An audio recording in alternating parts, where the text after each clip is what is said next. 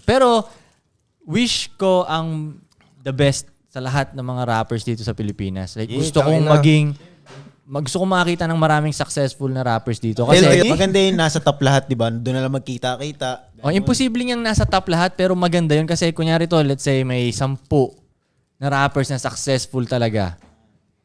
Ibig sabihin nun, yung mga pera natin aangat din eh. Magkakahatakan talaga kasi yun eh. Totoo yun, Koy. Magkakahatakan yung tol. Kaya natutuwa ako pag may nagiging successful talaga eh. Kaya nga nung unang naging successful yung pumasok na yung pera sa XB.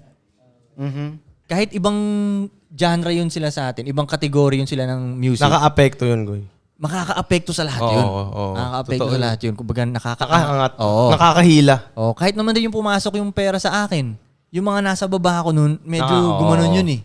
So kahit sino pang umangat dyan, kahit pa mas marami yung pera ng isang rapper na to sa akin, hindi nagmamatter kasi ibig sabihin dumami pera ko eh.